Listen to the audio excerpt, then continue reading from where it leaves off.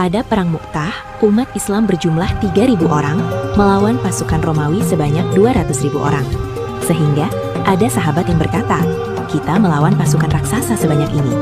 Mendengar itu, Abdullah bin Rawahah pun berkata, Wallahi, selama ini kita berperang bukan karena jumlah.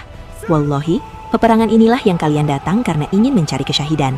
Ada dua pilihan, kita akan mendapatkan kemenangan atau mati sebagai syuhada. Peperangan inilah yang kita cari.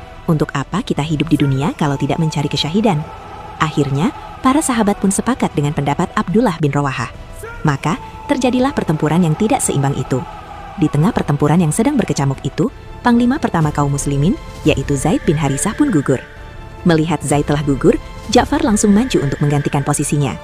Di sisi lain, saat peperangan sedang berkecamuk di daerah Mu'tah, Rasulullah dan para sahabat sedang berkumpul di Madinah.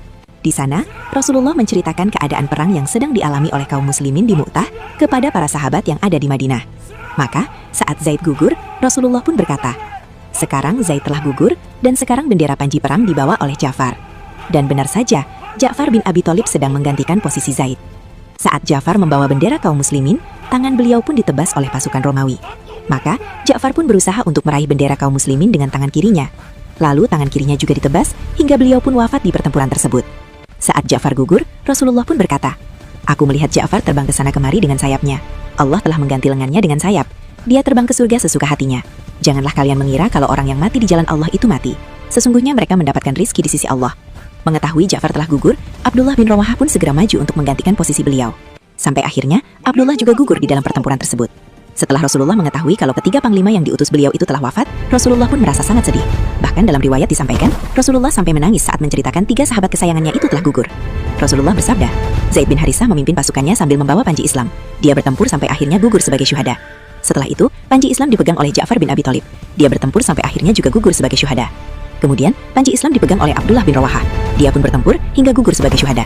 Setelah ketiganya gugur, panji kaum muslimin akan dipegang oleh pedangnya Allah, hingga Allah akan memberikan kemenangan melalui tangannya. Lalu siapa sih sang pedang Allah itu? Oke, sekarang mari kita kembali ke Mu'tah untuk menceritakan situasi yang ada di sana. Nah, setelah tiga panglima yang ditunjuk Rasulullah itu gugur, pasukan muslimin pun sempat kebingungan. Di tengah kebingungan itu, seorang sahabat yang bernama Sabit bin Arkam langsung mengambil bendera perang kaum muslimin. Lalu dia menghampiri Khalid bin Walid sambil berkata, aku tidak akan mengambil bendera ini kecuali untuk engkau, wahai Khalid bin Walid. Mendengar ucapan Sabit bin Arkam, Khalid pun menjawab, tidak, saya tidak mau menerimanya. Engkau lebih tua dari ibuku, wahai Sabit, dan engkau juga pernah ikut di perang Badar.